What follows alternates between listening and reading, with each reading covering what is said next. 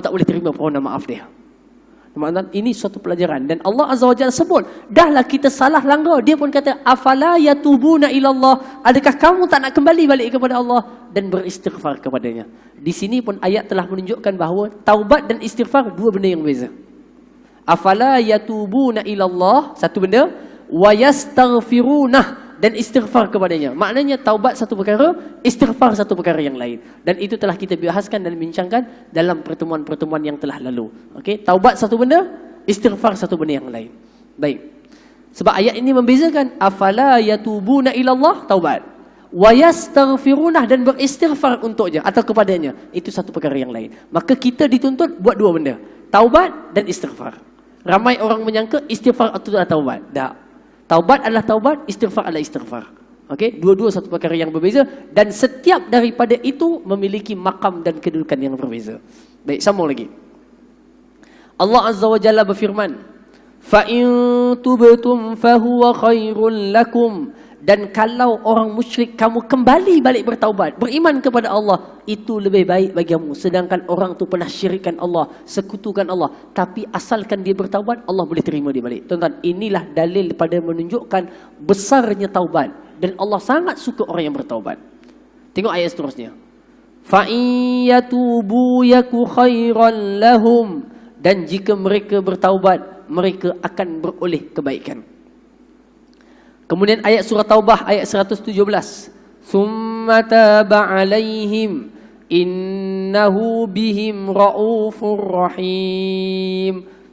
Kemudian Allah menerima taubat mereka, dan sesungguhnya mereka, Allah itu terhadap mereka adalah amat-amat penyayang. Tuan-tuan, ini di antara kisah apa dia?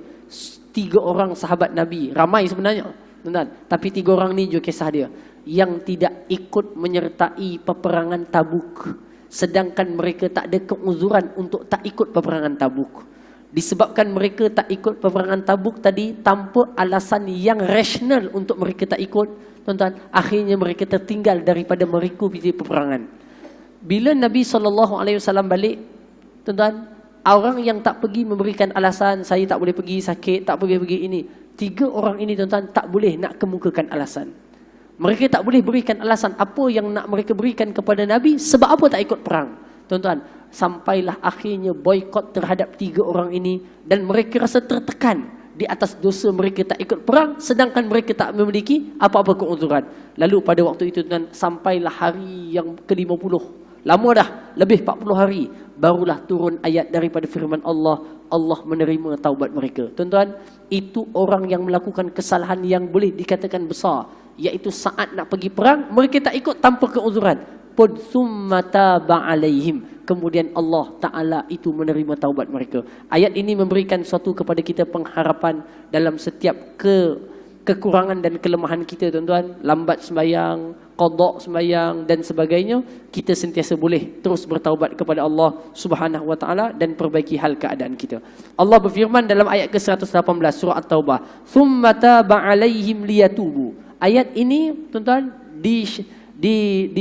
dihuraikan oleh guru kami Fadilatul Syekh Dr. Abdullah Yusuf Asyadzili hafizahullah taala. Beliau mengatakan ayat ini, cuba tuan tengok terjemahannya betul-betul. Kemudian Allah menerima taubat mereka supaya mereka bertaubat. Saya nak tanya, siapa yang terima dulu? Tengok ayat tu. Tsumma taba 'alaihim liyatubu. Bukan orang tu bertaubat dan Allah terima taubat, tak. Cuba tengok ayat tu betul-betul. Dan kemudian Allah Ta'ala taubat mereka dan mereka bertaubat. Maknanya, tuan-tuan, taubat itu penerimaannya datang dulu daripada Allah, lalu dia bertaubat. Bukan dia taubat dulu, Allah terima taubatnya. Tuan-tuan tengok ayat itu betul. Summa taba alaihim. Taba tu fa'il madhi. Dan sesungguhnya Allah menerima permohonan mereka liyatubu, untuk mereka terus menjadi orang yang bertaubat. Ayat ini menunjukkan, tuan-tuan, kesiagaan dan qadimnya Allah dalam nak menerima taubat seorang hamba yang bersalah. Tambah lagi, tuan, kita dah nak klip-klip dah, tuan-tuan.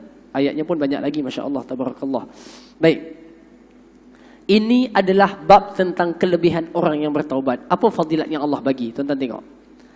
Wa anistaghfiru rabbakum thumma tubu ilaihi yumatti'ukum mata'an hasana, dan hendaklah kamu meminta ampun, iaitu beristighfar kepada Tuhan kamu. Satu istighfar, summa tubu, kemudian taubatlah kepadanya. Tuan-tuan tengok apa dapat. Siapa yang bertaubat kepada Allah dapat apa? Dan istighfar, yumatti'kum mata'an hasana, Allah akan jadikan bagi kamu itu keseronokan dan kesenangan hidup yang baik. Jadi tuan-tuan, orang yang banyak beristighfar dan banyak bertaubat, Allah jadikan hidupnya senang. Senang ni bukan maknanya jutawan, dah. Hidupnya senang. Syaratnya apa? Banyakkan beristighfar dan banyakkan bertaubat kepada Allah Subhanahu Wa Taala. Yumatti'kum, dia akan seronokkan kamu. Tuan-tuan, tuan-tuan pernah dengar tak nama nikah mut'ah? Pernah dengar nikah mut'ah? Mut'ah tu maknanya apa? Mut'ah maknanya seronok. Mata'. Zalika mata'ul hayati dunia. Itulah keseronokan kehidupan dunia. Yumatti'kum, dia akan seronokkan kamu dengan keseronokan yang baik. Dengan cara apa? Istighfar dan taubat kepada Allah. Dan nak bagi istiqamah istighfar ni tuan-tuan, ya Karim, ya Latif. Tasbih tu asyik hilang je. Handphone tak hilang-hilang. Dah niat dah besok nak istighfar 100. Pegang dah tuan-tuan. Jatuh tertidur. Besok hari hilang. Cari hilang tuan-tuan. Nak dapatkan mata'an hasanan.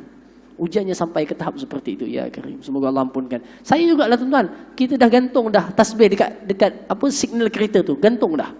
Jadi ambil, tak bawa mana, besok hilang dah. Pasal kita bila ada depan mata kita tasbih, kita ambil, kita ingat untuk zikir. Kan? Bila tak ada, kita duduk fikir benda lain dan sebagainya. Jadi itu alat yang muzakkir, yang mengingatkan kita kepada untuk istighfar kepada Allah Azza wa Jalla. Jadi kena beli banyak-banyak, kena beli satu set. Kena gantung 30 dekat signal tuan. Kan? Jadi hilang satu ada lagi 29, hilang lagi ada 28. Seterusnya. Fadilat untuk istighfar, fadilat istighfar dan yang pertama, yumatti'kum mata'an hasanan. Tengok ayat seterusnya, kisah tentang dalam surah Hud. Allah Ta'ala berfirman, istaghfiru rabbakum thumma tubu ilaih yursilis sama'a alaikum midrara wa yazidkum quwwatan ila quwwatikum. Ini pun dahsyat tuan. Istighfar kepada Allah dan bertaubat kepadanya, Allah akan turunkan rezeki daripada langit, iaitu hujan yang berderu-deru banyaknya. Tapi hujan yang tidak memusnahkan. Satu, bukan banjir yang memusnahkan. Hujan yang baik turun kepada manusia. Yang di tuan, wa yazidkum quwwatan ila quwwatikum. Allah jadikan kekuatan tubuh di atas kekuatan yang ada. Nampak tuan? Orang banyak istighfar dan taubat, tubuhnya akan kuat. Masuk dah waktu solat. Azan.